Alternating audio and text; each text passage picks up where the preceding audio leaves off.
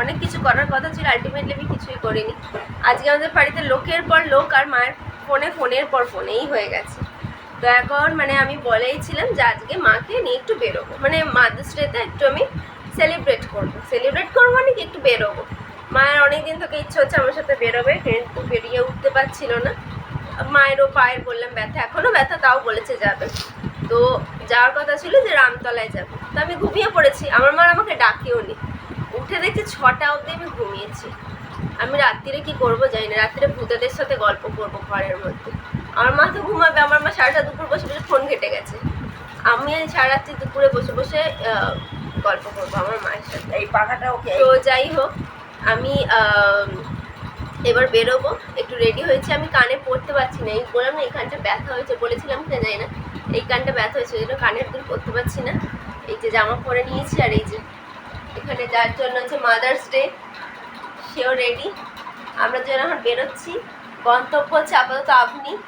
আমার একটা জিনিস কেনার আছে আপনিতে, কিছুই না, আমি বলছি আমাদের ফ্রিজটাতে তো ঠান্ডা হচ্ছিল না, তো আমি আগে একদমই আইসক্রিম পছন্দ করতাম না, কিন্তু এখন একদম কন্ট্রোল করছি যে না, আমি বাইরে কিছু খাবো না করে, তো কিছু তো খেতে হবে। একদম তো আমি এত ভালো মেয়ে হতে পারি না। তো আইসক্রিমটা আমার খেতে এখন খুব ভালো লাগে, তাও কি ভ্যানিলা ফ্লেভার বা ম্যাঙ্গো, অন্য কিছু আমি অত পছন্দ করি না। তো এবারে নতুন ফ্রিজে আমি মাকে বলেছিলাম নতুন ফ্রিজ আসলে মা একটা আইসক্রিমের ডিব্বা কিনবো ছোটো। তো সেটা এমনি একটুখানি যাবো, ঘুরবো, আর দেখবো যদি আইসক্রিমের ডিব্বা পাই তাহলে একটা আইসক্রিম কিনবো। এটাই হচ্ছে ব্যাপার, এই নতুন ফ্রিজে রাখবো আর খাবো রোজ একটু একটু করে। তো চলো, এই যে মহিলার আমি বেরিয়ে পড়ি মা দিবস সেলিব্রেট করতে, বাইরে একটু ফুচকা টুচকা খাবো, এ বাড়ি চলে আসবো। দিদাকে বলেছি তোমাকে তরকারি কিছু করতে হবে না, তুমি রুটি করো, তরকারি আমরা কিনে নিয়ে চলে আসবো। তো চলো আর বক না করে এবার বেরিয়ে পড়ি।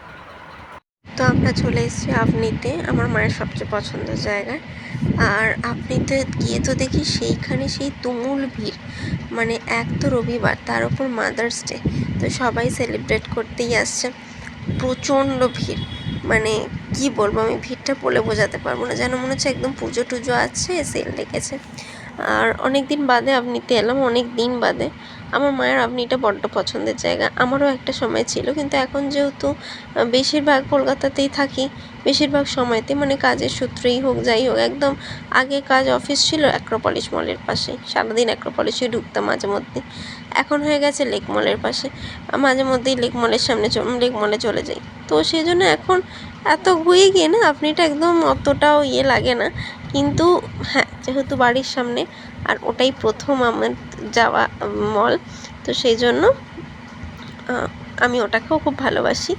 তো যাই হোক, তারপরে এইসব স্মার্ট বাজারে গেছিলাম, যেখানে গিয়ে আমি আমার আইসক্রিম না পেয়ে মন দুঃখ করে চলে এসেছিলাম বাইরে এসে একটুখানি মাকে বললাম তুমি একটু বসে নাও, মায়ের যেহেতু পাটায় ব্যথা একটু ভালোই ছিল, তাই বললাম তুমি একটু বসে নাও, এই বাচ্চাদের খেলাগুলো দেখো, তারপরে আমরা যাবো একটু খাওয়া দাওয়া করতে।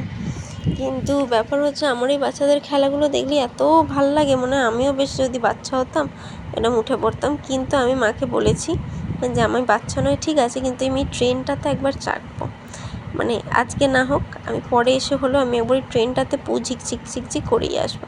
তো আমার মা হেসেছে, নাটা কিছু বলেনি, আমার মনে হয় মায়েরও সম্মতি আছে, আর আমি তো গেলে মায়ের সাথেই যাই, তাই মাকেও নিয়ে চাপিয়ে দেবো, এটা আমার ইচ্ছা আছে।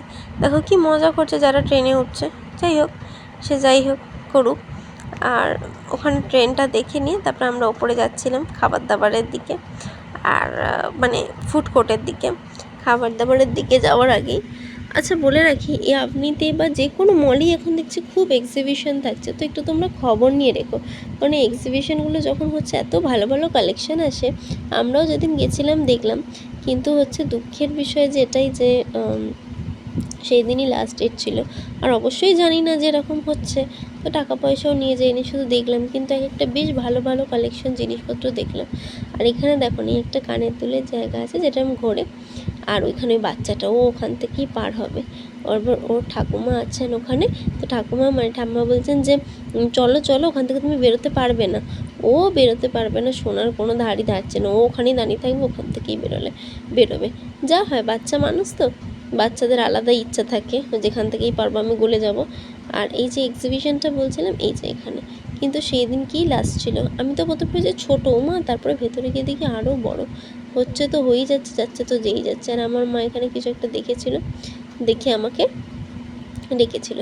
যাই হোক, সমস্ত কিছু করে আমরা চলে গেছিলাম হচ্ছে তোমার ফুড কোর্টে। আর ফুড কোর্টে গিয়ে ভিড়, বাপ রে বাপ! ভিড়ের থেকেও যেটা বড় কথা, মানে একটা বসার জায়গা নেই। কিছু যে খাবো, তো দাঁড়িয়ে দাঁড়িয়ে তো খেতে পারবো না, বসে খেতে হবে, কিন্তু সেইটুখানি বসারও জায়গা নেই। তারপর অনেক কষ্ট করে আমি খুঁজে অর্ডার করলাম হচ্ছে মশালা ধোসা। মানে আমার মায়ের ওটাই পছন্দ ছিল আলটিমেটলি, তো ওটাই অর্ডার করা হলো, মশালা ধোসা। তো এবার আমি খেতে থাকি, তারপর কারণ খেয়ে দিয়ে উঠে আবার বাড়ি যেতে হবে।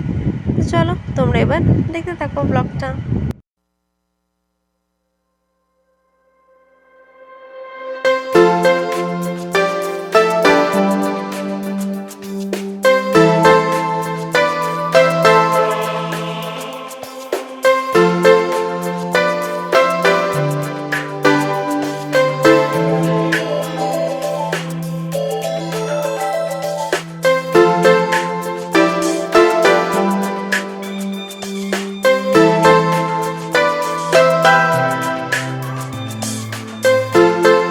তো আমরা ঘুরে ঘুরে বাড়ি চলে এসেছি। এখন বাজে কটা বলছি, বাড়ি এসে রেস্টও নেওয়া হয়ে গেছে, বুঝেছো?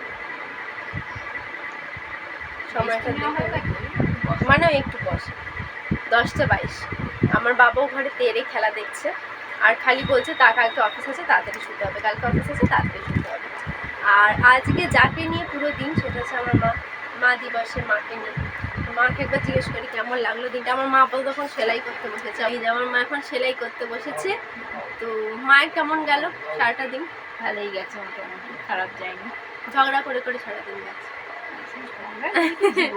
না গো, ঝগড়াটা আমরা কিছুই না, আমি এমনি বললাম, মানে ওই যে একবার মানে আমার সাথে এই খাবি না, এই করবি না, ওইটাই মায়েদের যেমন ডায়লগ যেটা থাকে সেটা কি আর ভুলবে? যতই তুমি গিফট করো ঠিক ওটা মনে থাকবে যে তুই রেকি করিস না, তুই ব্যায়াম করিস না, এটা হচ্ছে ওইটা হচ্ছে, আমার আর সত্যি, যেটা করে শরীর ভালো থাকবে না। খারাপের জন্য কি বলি, শরীর যেটা করে ভালো থাকবে সেটা ব্যায়ামটা করলে আমার মনে হয় একটু ব্যায়াম করার দরকার।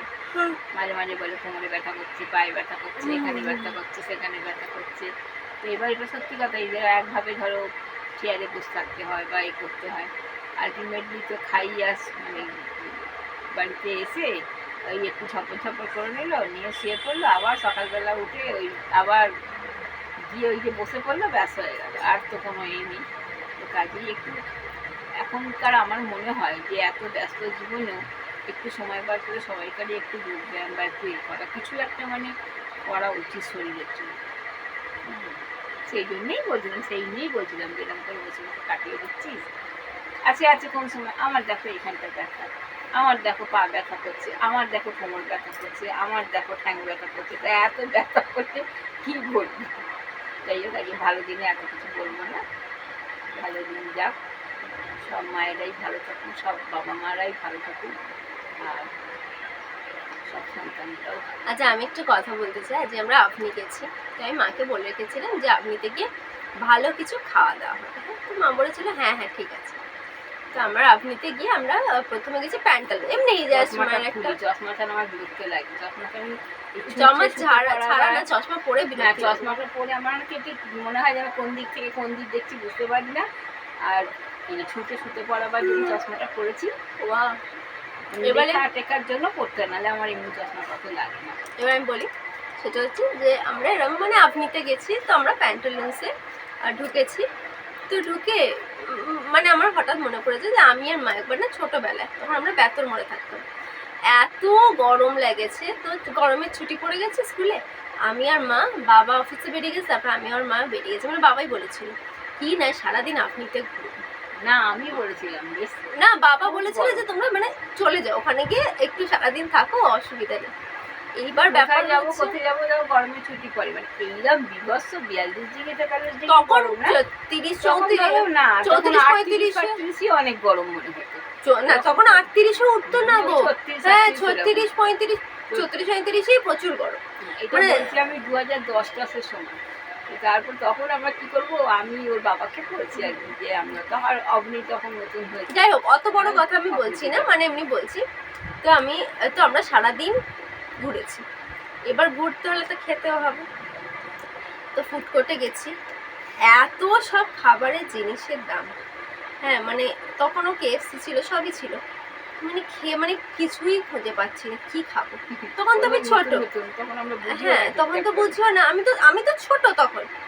এইবারে মা সে খুঁজে খুঁজে বের করেছে, বের করে মানে সে একদম কম টাকা, মানে 100 টাকায় তখন একটা থালি ছিল, হ্যাঁ মানে ওরকমই, সেটাতে মানে ওই ধরো একটুখানি মানে যেমন একটা দেখবে হলদিরামসে একটা থালি পাওয়া যায় সেরকম, মানে একদম এইটুখানি ভাত। এখন ওটাই ভালো দাম, হ্যাঁ তখন 100 টাকা ছিল, 100 টাকা তো তখন অনেক কিছু। হ্যাঁ, এবার ওটা ভাত একটু মানে ঠিক এইরকম 2 চামচ কি 3 চামচ ভাত, একটা রুমালি রুটি, একটুখানি ডাল, দুটো শসা, ব্যাস এরকম, আর একটা মনে করো তরকারি ছিল। তো ওই এক প্লেট নিয়ে আমি আর মা খেয়েছিলাম। তারপর একবার মনে আছে যে আমি আর মা গেছি, গিয়ে আপনি ঘুরেছি।